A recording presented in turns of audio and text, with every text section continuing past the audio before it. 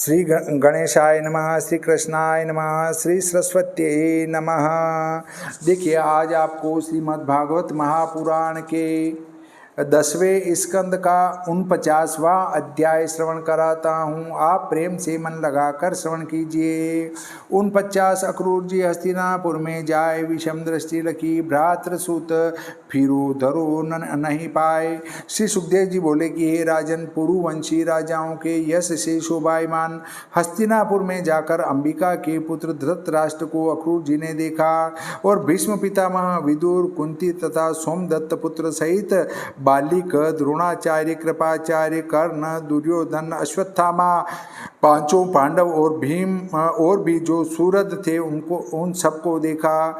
गांधिनी के पुत्र अक्रूर जी बंधु बांधवों के संग यथा योग्य मिलकर वे सूरदों की वार्ता अक्रूर जी से पूछने लगे और अक्रूर जी भी उनसे कुशल क्षेम पूछने लगे। दुष्ट पुत्र और अल्प बुद्धि दुष्ट कर्णादिकों के कहने में रहने वाले धीरता रहित राजा धृतराष्ट्र का वृत्तांत जानने के लिए कितने एक महीने तक अक्रूर जी ने वहाँ वास किया।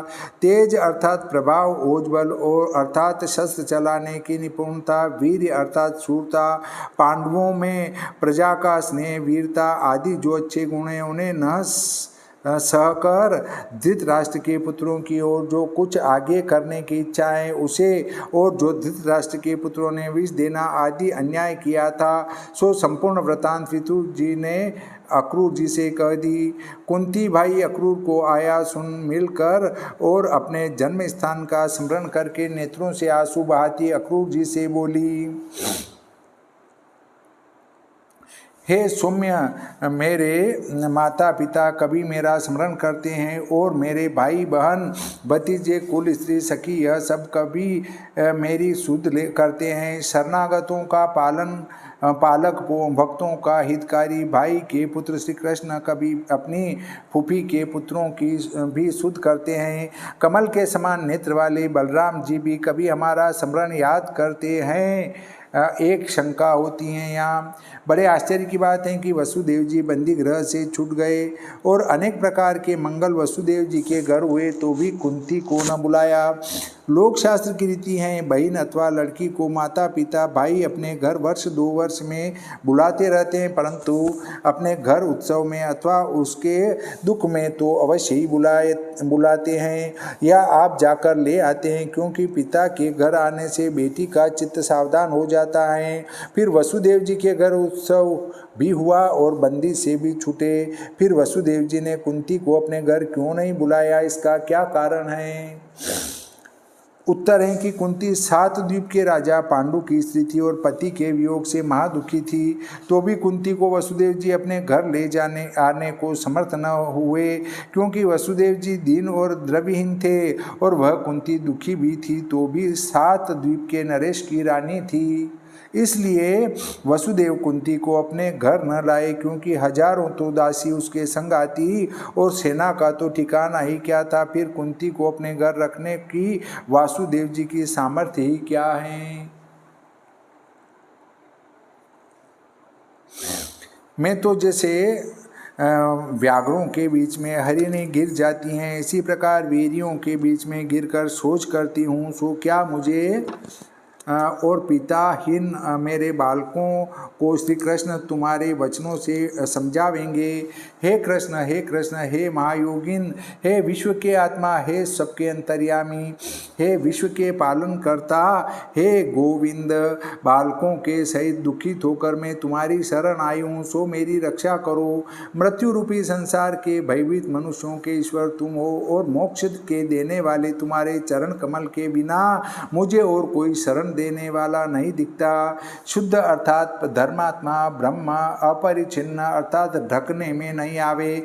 ओ परमात्मा अर्थात जीव के सखा योगेश्वर अर्थात अनिमादिक शक्ति युक्त योग अर्थात ज्ञान रूप ऐसे जो श्री कृष्ण चंद्र तुम हो, सो तुम्हें नमस्कार और तुम्हारी ही मैंने शरण ली है। श्री सुखदेव जी बोले कि हे नरश्रेष्ठ परीक्षित, इस प्रकार जगत के ईश्वर अपने भतीजे श्री कृष्ण की याद करके तुम्हारी परदादी कुंती दुखित होकर रोने लगी। अक्रूर और बड़े यशस्वी विदुर कुंती को समझाने लगे कि तुम्हारे पुत्र धर्म, पवन, इंद्र इत्यादिकों के अंश से उत्पन्न हुए हैं। तुम इतना सोच क्यों करती हो? इस प्रकार समझाने लगे। चलते समय अपने पुत्रों में स्नेह और भतीजों में विषमता करने वाले राजा धृतराष्ट्र के पास जाकर सुहृदों के बीच में जो रामकृष्ण ने वचन कहे थे वह अक्रूर जी कहने लगे। अक्रूर जी बोले कि हे धृतराष्ट्र, कौरवों की कीर्ति के बढ़ाने वाले भाई पांडु के मरने के उपरांत राज सिंहासन पर बैठे हो सो ठीक है।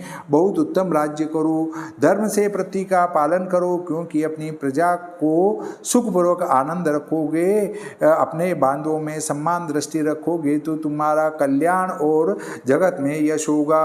और जो विषमता रखोगे तो संसार में निंदा होगी और अंत में नरक को जाओगे। इस कारण पांडवों में और अपने पुत्रों में समता रखो। हे राजन धृतराष्ट्र, इस संसार में सदा किसी का संग नहीं रहता और अपना देह भी सदा नहीं रहता। विचार करके देखो कि स्त्री पुत्र ये सदा नहीं रहेंगे।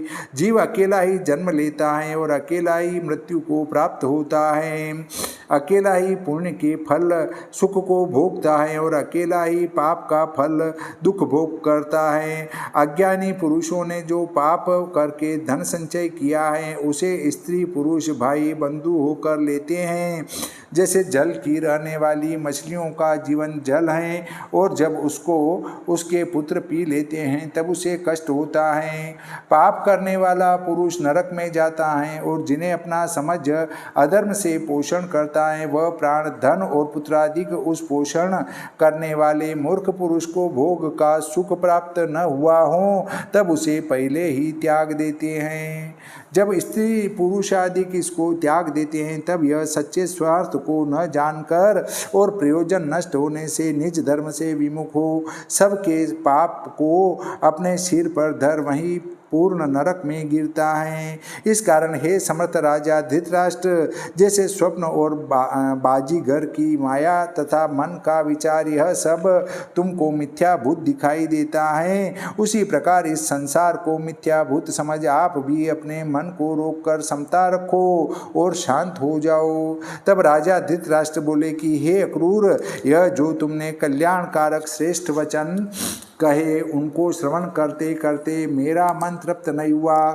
जैसे मनुष्य अमृत पीने से तृप्त नहीं होता, परंतु तो भी हे अक्रूर, मेरा चंचल पुरुषों में स्नेह है, इसलिए विषम हृदय में तुम्हारी प्यारी बात नहीं ठहरती।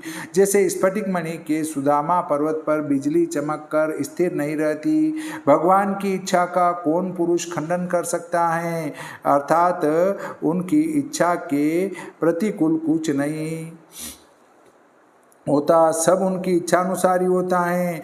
जिन ईश्वर ने पृथ्वी का भार उतारने के कारण यदुकुल में आकर अवतार लिया है, जो ईश्वर विचारने में न आवे वे अपनी माया से उत्पन्न होकर अर्थात जिसमें प्रवेश कर कर्म तथा कर्मों के फल को अलग अलग कर जीवों को देते हैं। जानने में न आवे ऐसे लीला से रचे हुए संसार चक्र के घुमाने वाले उन परमेश्वर को मैं बारंबार नमस्कार करता हूँ। श्री सुखदेव जी बोले कि हे भरतवंशावतंस परीक्षित, इस प्रकार यदुवंशोत्पन्न अक्रूर जी धृतराष्ट्र का अप्रिय जान सुहृदों से आज्ञा ले मथुरा में आए। हे परीक्षित, बलदेव श्री कृष्ण ने आप जिस कारण अक्रूर जी को पांडवों के पास भेजा था, सो अक्रूर जी ने सब धृतराष्ट्र जी की कई वार्ता का अभिप्राय जानकर भगवान श्री कृष्ण चंद्र और बलदेव जी से कह दिया। श्रीमद्भागवते महापुराणे पूर्वार्धे भाषा टीकायां पांडव व्रत निरूपणम नामे कोन 50तमो अध्याय। श्री सरस्वती मैया की जय, श्री कृष्ण चंद्र भगवान की जय, श्री रामचंद्र भगवान की जय, बजरंग बली की जय, गणपति जी महाराज की जय।